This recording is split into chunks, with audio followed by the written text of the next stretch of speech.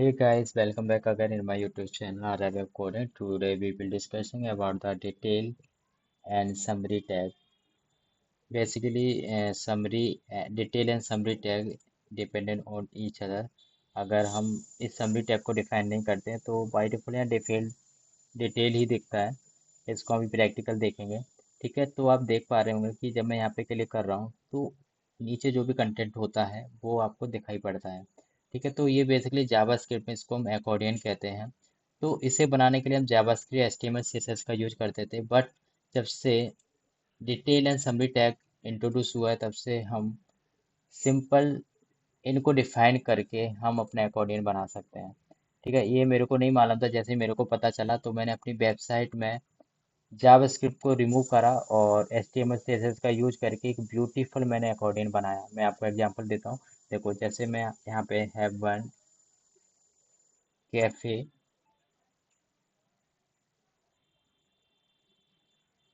Search करूँ तो मैं जस्ट यहाँ पे आऊँ और इसको मैं जस्ट क्लोज करूँगा अभी। ओके, मैं अगर तो आप यहाँ पे देख सकते हैं, ये जो मैंने बनाया है ये एक्चुअली अभी मैंने इसी डिटेल एंड समरी का यूज करके बनाया है। इससे पहले जावास्क्रिप्ट का यूज करके बन रहा था।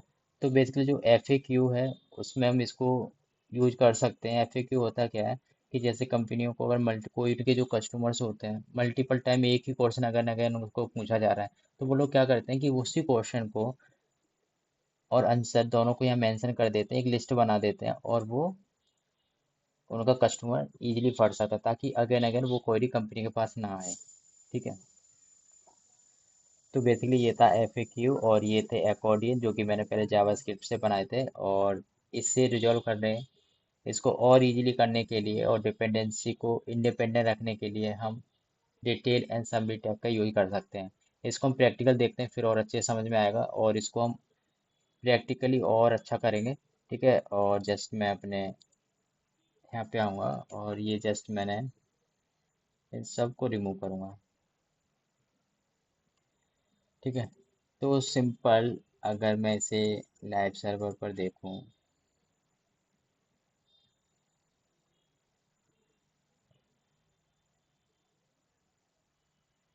ओके, ठीक है, तो अभी कुछ नहीं दिखाई पड़ रहा। तो अगर हम यहाँ पे HTML डिटेल टैग, ठीक है, यहाँ पे S3 लिखूँगा और HTML एंड डिटेल टैग, ठीक है, कंट्रोल S करूँगा और चेक करूँगा ये मेरे को देख के आया है।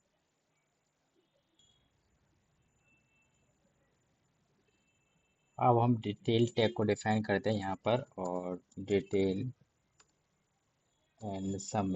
ठीक है, पहले मैं देखो डिटेल टैग को आपको डिफाइन करके फिर मैं आपको दिखाता हूँ कुछ अमेजिंग। ठीक है, देखो मैंने डिटेल टैग दिया तो इसने कुछ इस तरह का दे दिया। जब मैं इसको क्लिक कर रहा हूँ तो इसके अंदर कुछ भी कंटेंट नहीं था, तो इसने मुझे कुछ भी नहीं दिखाया। देखो, अगर मैं यहाँ पे एच नहीं पैराग्राफ देता हूँ फिलहाल, पैराग्राफ और लॉरेम एंड 50 का देता हूँ इसे। ओके, कंट्रोल एस करता हूँ, अब देखिएगा।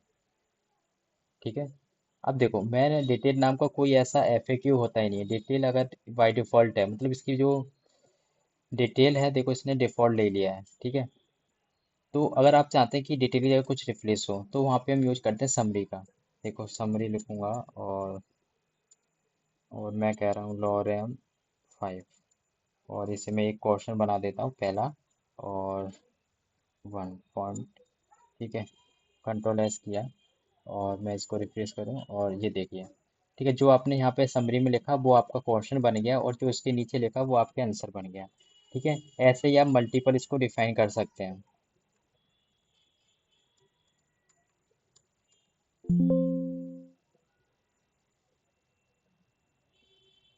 यहाँ पे दूंगा मैं एक्चुअली 3 एंड यहाँ पे दूंगा मैं 2 और यहाँ पे मैं करूँगा कंट्रोल एस। ठीक है, तो आपके ये 3 क्वेश्चन बन गए हैं जो कि मैंने अपनी वेबसाइट पे दिखाए थे। लेकिन आप एक चीज़ चेक करिए, देखो जब मैं इसको क्लिक कर रहा हूँ ये दोनों ओपन है ऑलरेडी। जब मैं इसको क्लिक कर रहा हूँ तो ये तीनों ओपन हो जा रहे हैं। तो ये बेस्ट प्रैक्टिस नहीं है। तो हम क्या करेंगे कि सिर्फ ऑलवेज टाइम एक ही ओपन रहना चाहिए। मतलब कि अगर मैं, ये मेरा एक ओपन है, अगर मैं किसी और को ओपन करता हूँ तो ये बाय डिफ़ॉल्ट ये क्लोज हो जाना चाहिए। तो उसके लिए हम देखो क्या करेंगे, उसके लिए हम नेम एट्रीब्यूट का यूज करने वाले हैं, ताकि इसको पता रहे कि हाँ ये एक ही लिस्ट है, एफ ए क्यू,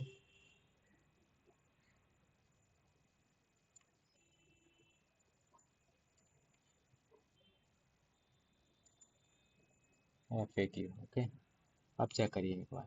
ठीक है, ठीक है।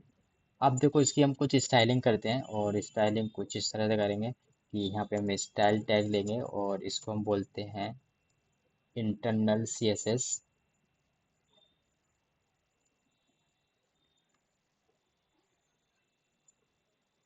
सबसे पहले हम समरी टैग का यूज करेंगे, और यहाँ पर हम पैडिंग देंगे। Padding, padding is 10 pixel, and margin 10 pixel to 0 pixel. इसे मैं कॉन्फ़िगर नहीं करूँगा अभी, और लेकिन इसको जस्ट नीचे जरूर करूँगा। ठीक है, और बॉर्डर दे देते हैं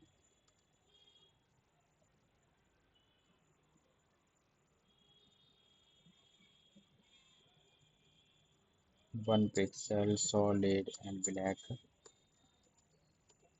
एंड बॉर्डर रेडियस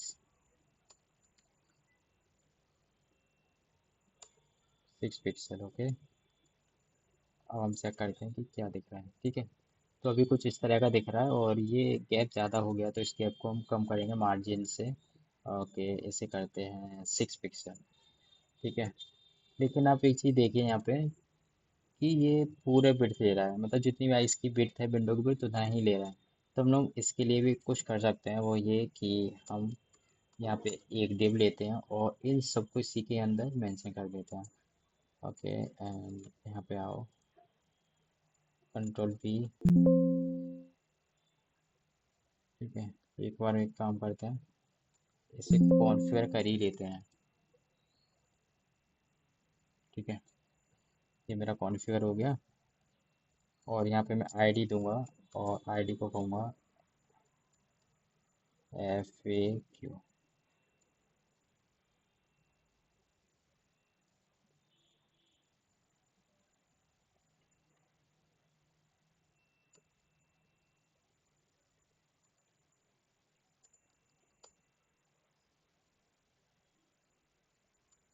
बिट दे देता हूँ 400 पिक्सल।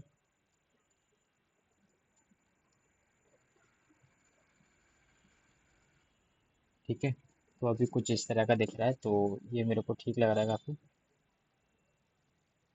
ठीक है, इसका हम होवर पे कुछ होवर कलर्स वगैरह लगा सकते हैं, बैकग्राउंड कलर या फिर टेक्स्ट कलर। ठीक है, लेकिन उससे पहले मैं यहाँ पे कर्जर पॉइंटर दूंगा, कर्जर एंड पॉइंटर।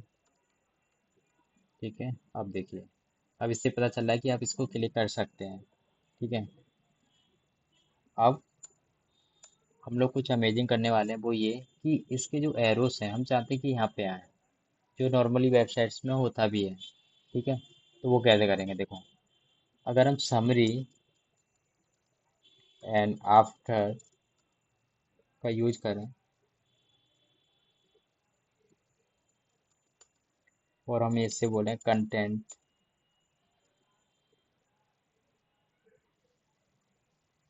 ठीक है, और मैं इसको रिमूव करूँगा, जरूरी नहीं कि यही ऑलवेज टाइम करेक्ट हो। ठीक है, और यहाँ पे मैं डिस्प्ले फ्लैग्स करूँगा, फ्लैग्स, एंड ये रिमूव हो गए हैं, और यहाँ पे अभी ये चिपक रहे हैं। तो हम लोग क्या करेंगे इसके लिए, justify content space between, between, okay, and align item centre कर देंगे।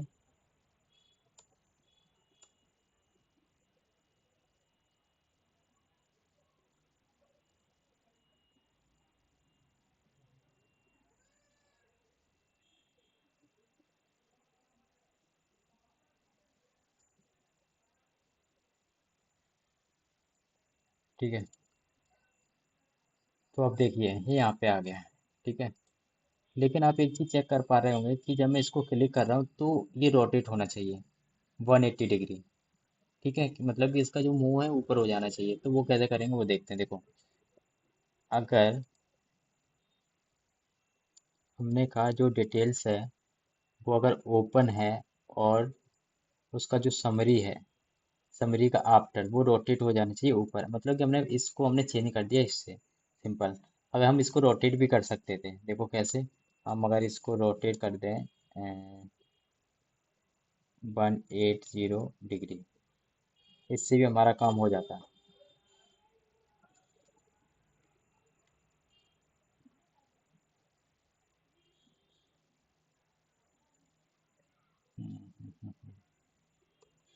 ठीक है। And details content. ठीक है। उसका आप क्या करो कि बॉर्डर है वो 1 पिक्सल सॉलिड एंड ब्लैक। ठीक है, आप देख सकते हैं। ठीक है। अब जो ओपन होगा उसमें कुछ बॉर्डर लग गया है। ठीक है, आप यहाँ पे पैडिंग भी दे सकते हैं, 10 pixel, not 10 pixel, 4 pixel. Okay. And हम लोग इसका बीजी भी दे सकते हैं कुछ। ठीक है, मैं बात करूँ बीजी नॉट। ओके।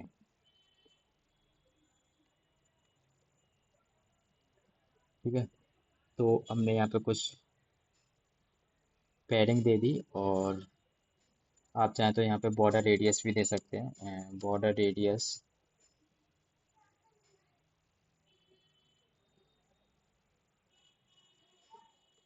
ठीक है, ये देखिए। ठीक है, अभी आपको यहाँ पे कलर एक्चुअली दिख नहीं रहा होगा, तो अगर मैं कोई कलर ले लूँ, यहाँ से रेड ले लेते हैं। रेड। ओके। एंड जो रेड बनेगा वो डायरेक्ट हम ऐसे भी बना सकते हैं, और रेड। और फिर हमें टेक्स्ट वाइट करना पड़ेगा actually. Colour white. Colour white. ठीक है। अब क्या करते हैं ये देखिए। ठीक है, तो ये था डिटेल एंड समरी टैग। और इसके थ्रू हम लोग एक अच्छा इकोनॉमी बना सकते हैं और एडवांस लेवल बना सकते हैं। आप चाहते तो यहाँ पे क्लोज एंड ओपन भी लिख सकते थे। यहाँ पे अब अगर आप जैसे कोई ओवर करता है तो यहाँ पे ओपन लिख सकते थे, यहाँ पे जैसे क्लिक करता है या क्लोज लिख सकते थे। वो मैं आपको करके दिखाता हूँ। ओके। यहाँ पे जस्ट आप आइए, और यहाँ पे आप क्लोज करिए, और यहाँ पर आप ओपन लिख सकते हैं। हम्म, इस कंटेंट को यूज करिए, and control C and control V. Oh, close and open. ठीक है, इसको कमेंट करिए। अब चेक करते हैं, अभी सारे ओपन दिख रहे हैं। ये देखिए। ठीक है, तो ये था HTML का detail and summary tag. I